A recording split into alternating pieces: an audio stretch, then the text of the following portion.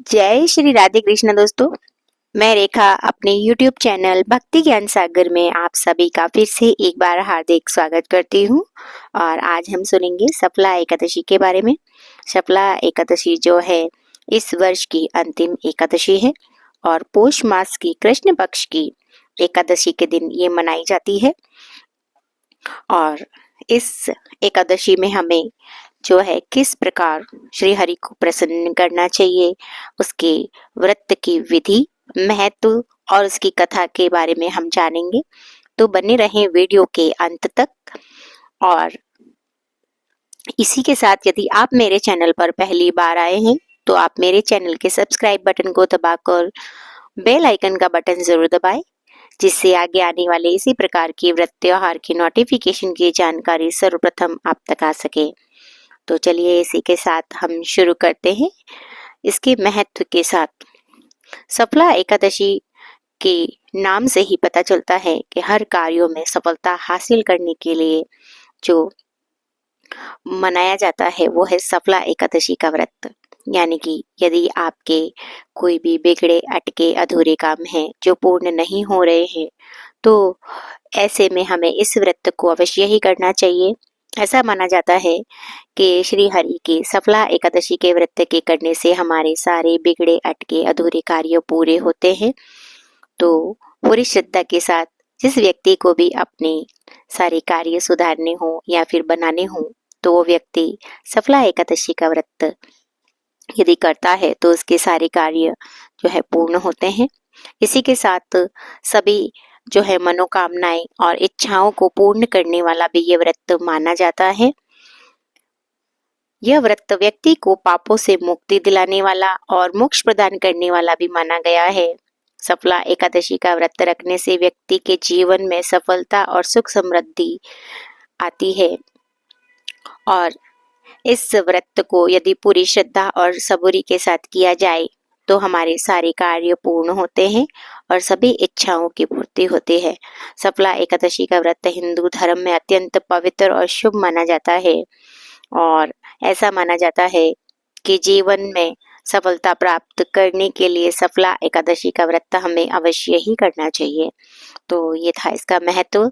और अब हम जानेंगे इसकी विधि। व्रत की विधि पूर्ण करने के लिए हमें दशमी तिथि यानी कि व्रत के एक दिन पहले जो है सात्विक भोजन करना चाहिए। और एकादशी के दिन प्रातः जल्दी उठ के स्नान ध्यान करके सूर्य भगवान को अर्घ देते हुए तुलसी माता के समक्ष जो है जल चढ़ाकर और पूजा अर्चना करते हुए उनकी परिक्रमा करें और व्रत का संकल्प लें। व्रत का संकल्प लेने के बाद आप भगवान विष्णु को तुलसी दल चढ़ाएं, फल फूल दीपक और नैवेद्य अर्पित करें और इस प्रकार उनकी पूजा अर्चना करके उनके समक्ष अपनी सभी मनोकामनाओं को रखें। दिन भर व्रत रखते हुए आप भगवान विष्णु के नाम का स्मरण करते रहें और भजन कीर्तन करें। यदि कोई व्यक्ति इस व्रत को निर्जल होकर व्रत को पूर्ण करता है तो इसका फल अति उत्तम माना गया है। लेकिन किसी स्वास्थ्य के चलते हुए यदि आप निर्जल व्रत नहीं कर पाए तो आप फलाहार लेकर या फिर सगार कर कर भी इस व्रत को पूर्ण कर सकते हैं। और इसी के साथ जो है द्वादशी तिथि के दिन प्रातः इसका पारण हमें करना चाहिए। पारण करने से जो है इस व्रत का फल अति शुभ माना जाता है। पारण के अंदर हम ब्राह्मणों को भोजन कराते हैं। यदि आप अधिक ब्राह्मणों को नहीं तो आप एक ही ब्राह्मण को अपने घर बुलाकर भोजन कराएं। एक ब्राह्मण को भी यदि आप अपने घर ना बुला पाए तो पास के किसी मंदिर में ब्राह्मण को भोजन भेज दें, उससे भी इस व्रत का पारण पूर्ण माना जाता है। और सफला एकादशी की ये जो व्रत विधि मैंने बताई है, इस विधि से यदि कोई भी व्यक्ति इस व्रत को पूर्ण करता है तो श्री हरि उनकी जो इच्छाओं को अवश्य ही पूर्ण करते हैं और भगवान श्री विष्णु की कृपा उन पर बनी रहती है। तो चलिए इसी के साथ अब हम सुनेंगे सफला एकादशी की व्रत कथा। प्राचीन मान्यताओं के अनुसार श्री राजा युधिष्ठिर जी ने श्री कृष्ण जी से पूछा कि मनुष्य अपने जीवन में सभी कार्यों में जो है सफलता हासिल नहीं कर पाता है और अपने पापों के चलते उनके जीवन में बहुत सी कठिनाइयां आती हैं और इस कठिनाइयों से बचने के लिए हमारे पास क्या उपाय है। तभी श्री कृष्ण युधिष्ठिर जी से कहते हैं कि प्राचीन काल की एक अति पौराणिक कथा है, वो मैं तुम्हें सुनाता हूँ। तुम चित्त लगा के सुनो। प्राचीन काल में एक राजा महिष्मत नगर में राज्य करता था और उसका पुत्र लुम्बक अत्यंत पापी और दुराचारी था। वह देवताओं, ब्राह्मणों और धर्म कर्म के प्रति असम्मान रखता था और उनको कष्ट देता था।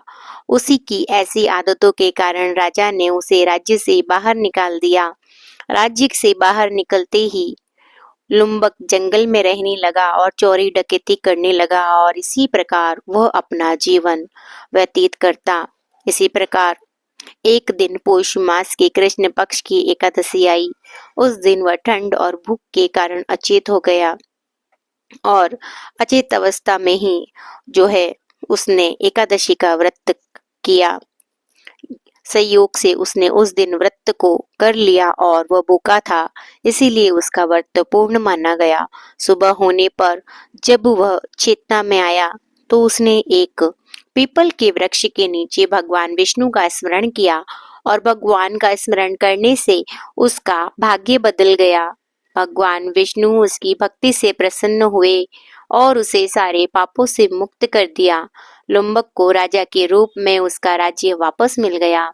यदि अचेत अवस्था में भी व्रत करने से व्रत का इस प्रकार फल मिलता है, तो जो कोई व्यक्ति पूरी श्रद्धा और सबूरी के साथ इस व्रत को करते हैं, श्री हरि उनके सभी पापों को नष्ट करते हुए उनके जीवन में आई सभी बाधाओं को अवश्य ही दूर करते हैं और उनकी सभी इच्छाओं को अवश्य ही पूर्ण करते हैं।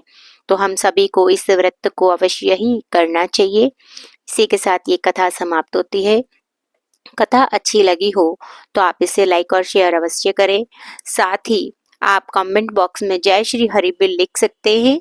आपका दिन शुभ और मंगलमय हो, इसी कामना के साथ मिलते हैं हमारे अगले वीडियो में अगली जानकारी के साथ। तब तक के लिए जय श्री राधे कृष्णा दोस्तों।